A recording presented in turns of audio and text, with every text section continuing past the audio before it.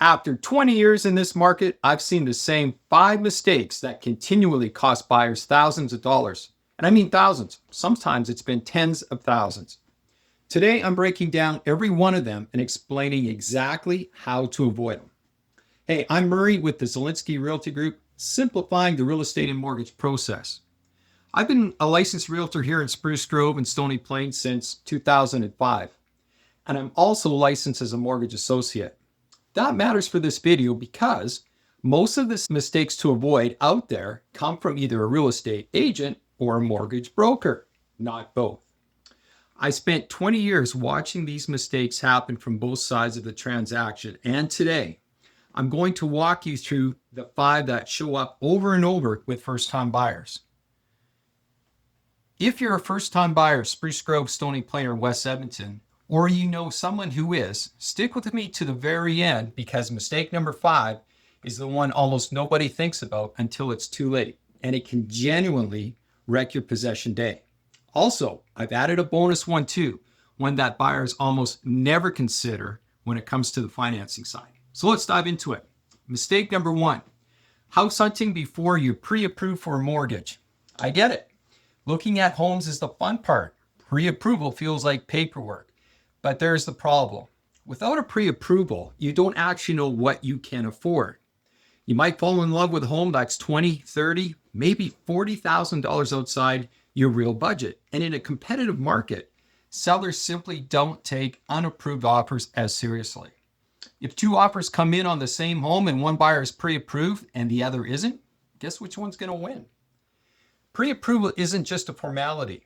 It locks in your rate for a window of time from anywhere from 90 to 120 days. It tells your real price range. Not only does it give your realtor the benefit to negotiate hard on your behalf, it costs you nothing to do, and it takes only about 20 to 30 minutes. More importantly, it saves time in the buying process. Here's why. Why waste time looking at homes that don't fit into your budget? In a competitive and hot market, wasting time looking at homes that don't fit the budget can mean you're missing out on the one that would have been the perfect home for you. There's no good reason to skip this step, and it's the single most common mistake I see. Mistake number 2, and this one surprises people, getting pre-approved and then shopping right up to the maximum number the lender gave you. Here's the thing about a pre-approval amount. It's the most that lenders think you can borrow, not necessarily what you should borrow. Lenders calculate that number off the gross income and debt ratios. They know about your daycare costs, your car payment coming up in 18 months because you got to replace the vehicle, or the fact you'd like to actually enjoy a night out once in a while. I've sat across the table from buyers who qualified for $450,000 and were miserable at $420,000. Alternatively, I've seen buyers who qualified for the same amount and were completely comfortable at $375,000 because they built in room to breathe. Life happens. I had a couple of years back, first-time buyers approved right up to the top of the range. On paper, it worked. 2 incomes, decent credit, the numbers penciled out fine. But 6 months after possession, one of them dropped to part-time hours for a while. And suddenly, that approved payment was the thing keeping them up at night. Nothing went wrong with the mortgage. The math still worked exactly the way the qualification said it would. The problem was there was zero room in the plan for real life to happen. And real life always happens eventually. Compare that to another set of buyers the same year, similar approval amount, who deliberately shopped about $70,000 under their max. They ended up with a payment that let them keep contributing to savings, cover a surprise vet bill, and allow life to happen without the stress. Same market, same lender, wildly different experience. And the only difference is where they chose to draw the line on the home purchase price. The fix here is simple.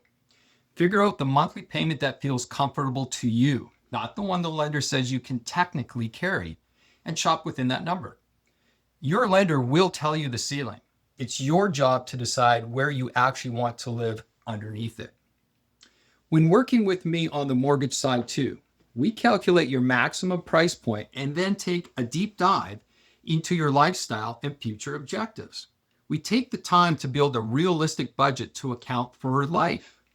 If you'd like to know your maximum purchase price and how it compares to your life budget, just message me with budget and I'll connect so that we can talk further.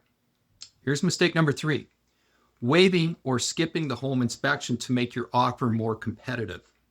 This one's understandable, especially in a multiple offer situation where the market is moving fast and deals are going fast. A subject-free offer can look more attractive to a seller. But an inspection is one of the cheapest forms of insurance you'll ever buy. The cost of an inspection can save you thousands of dollars. It uncovers a furnace on its last legs, a roof that needs replacing, or foundation issues that could cost you tens of thousands of dollars down the road too. I'm not saying you always need a subject on every single offer in every situation, as some homes for sale, like a foreclosure, and depending where it is in the process, have to be unconditional. This happens when the sale needs to be court approved. However, aside for that type, there are ways to structure an offer strategically, and that's a conversation to have with your realtor before you write up the offer. Going in blind on the biggest purchase of your life just to win a bidding war is how buyers end up with expensive surprises after the possession. Mistake number 4, taking on new debt or making a big purchase between your accepted offer and your closing date. This one catches a lot of people off guard because it feels unrelated. You got your mortgage approved, that's perfect, right? But lenders re-verify your financial picture right up until the funding date, which is the closing date, the day you take possession, just prior to. If you finance a new vehicle, put a big purchase on a credit card, or co-sign a loan for a family member in that window of time, your debt to income ratio is going to change, and that can jeopardize the very approval you already have at hand. My advice to every client, once your offer is accepted, freeze your financial picture exactly as it was when you got pre-approved and approved for that final purchase. New furniture, new car, new credit card, all of those wait until after you have the keys. Also too, and here's the bonus one I mentioned, you got to watch out for this. Don't change jobs. This can trigger a 90-day probation period with your new employer, and lenders can hold funding advancement until you clear that probation period. This can actually delay the closing. And now, mistake number 5, the one I promised you at the top, underestimating closing costs and possession day logistics, something that can kind of go in behind the scenes. Buyers plan for the down payment. Most don't plan for the extra 1 to 3% of the purchase price that closing costs add on top. There's legal fees, title insurance, property tax adjustments, and other disbursements. On average, a home in our Stony Plain, Spruce Grove, and West Edmonton market can easily be several $1,000s you need on top of your down payment. This is why most lenders, when they look at your down payment, will want to see anywhere from 1 to 3% of the purchase price as reserve to cover these costs. And then there's the part almost nobody thinks about, possession day itself. I've seen buyers show up to their new home with a moving truck in the driveway and no power, no water because nobody transferred the utilities into their name ahead of time. It takes about 15 minutes to book that once your conditions are removed, and it saves you genuinely a miserable first day in your new home. I remember hearing a story from another agent when on closing day, the buyers had done everything right on the financial side. Down payment ready, closing costs, counted for, everything was done. Now the dollar out of place. Possession morning, moving trucks in the driveway, boxers are coming off the truck, and there's no power in the house. Nobody had called to transfer the electrical account, so the previous owner's service had simply been shut off at midnight, like what would normally happen. It's a 15-minute phone call that got missed in the excitement of the move, and it turned the first afternoon in their first home into a scramble for flashlights and a very unhappy toddler, unfortunately. And this is why we have created a checklist for all your buyer clients that eliminate these surprises. If you would like a copy, just message with closing checklist and we'll send one out as well too. Further, there's also the adjustment side that surprises people.